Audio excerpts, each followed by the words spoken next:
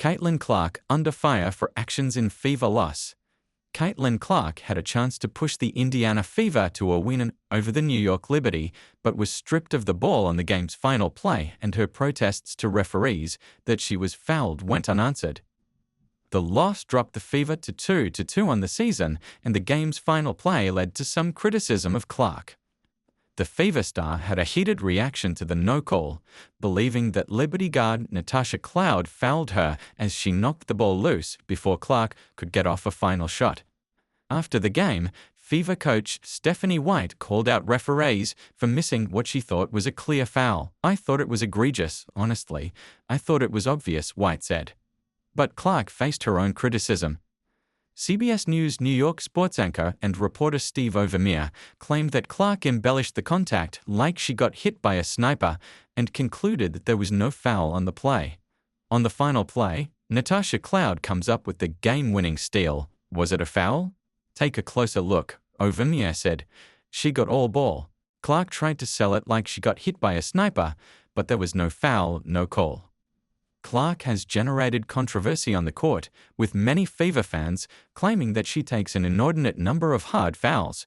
Caitlin Clark, the No. 1 overall pick in the 2024 WNBA draft and one of the most talked about rookies in the history of the league, is facing an unusual wave of criticism following a recent Indiana Fever loss. In a season already filled with scrutiny and high expectations, Clark's on-court actions during a tight matchup with the New York Liberty have sparked heated debate among fans, analysts, and former players. The Indiana Fever, still trying to find their footing with a young roster and new coaching staff, lost a closely contested game to the New York Liberty 90-88. It was a game marked by intensity, physical play, and several highlight-worthy moments, many of them involving Clark. However, it wasn't her stat line that made headlines this time. It was an incident in the second half that left many questioning her sportsmanship and the broader pressures of stardom. During a critical possession late in the game, Clark appeared to take a hard screen from Liberty forward Jonquel Jones. The collision left Clark on the floor, clutching her shoulder. Replays showed that while there was contact, some viewers believed Clark may have exaggerated the fall, an action commonly referred to as flopping. While the referees did not issue any fouls on the play, commentators and social media users quickly pounced on the moment. Some viewers interpreted the reaction as a strategic flop in hopes of drawing a foul. Others, however, were more critical, accusing the rookie of unsportsmanlike behavior and seeking to manipulate the officials. The term flop trended for hours on X, formerly Twitter, with sports analysts dissecting the footage frame by frame. Former NBA player and ESPN analyst Kendrick Perkins weighed in, saying, "She's got game, no doubt about it. But she has to learn, this isn't college anymore. These women are strong, physical, and not going to give her the superstar calls just yet." The criticism didn't stop at the media desk. Some former WNBA players also chimed in. "Caitlin Clark has the talent and the attention, but she needs to let her play do the talking," tweeted former MVP Tamika Catchings. "Every rookie learns the ropes. This league doesn't hand anything out." Fans are divided. Clark supporters rushed to her defense, pointing to the high level of physicality she's faced in nearly every game. They argue that she's being unfairly targeted, both by opposing players and by the media, due to the immense spotlight placed on her from her record-setting college career at Iowa. "She's a rookie carrying a franchise, taking hits, and still performing. Give her a break," one fan tweeted.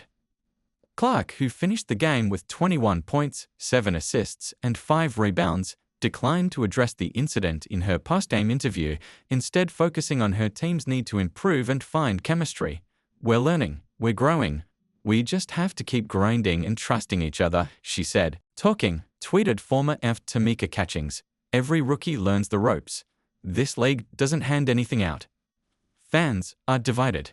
Clark supporters rushed to her defense, pointing to the high level of physicality she's faced in nearly every game. They argue that she's being unfairly targeted, both by opposing players and by the media, due to the immense spotlight placed on her from her record-setting college career at Iowa. "She's a rookie carrying a franchise, taking hits and still performing. Give her a break," one fan tweeted. Clark, who finished the game with 21 points, 7 assists, and 5 rebounds, declined to address the incident in her post-game interview, instead focusing on her team's need to improve and find chemistry. "We're learning. We're growing. We just have to keep grinding and trusting each other," she said.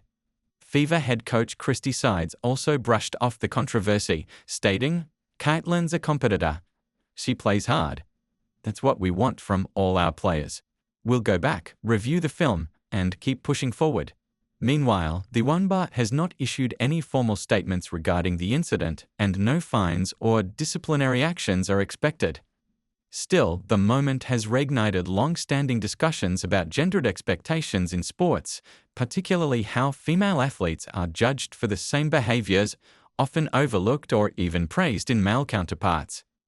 Dr. Jordan Miles, a sociologist specializing in sports and gender studies, noted, "When LeBron James or Chris Paul flop, it's part of the game.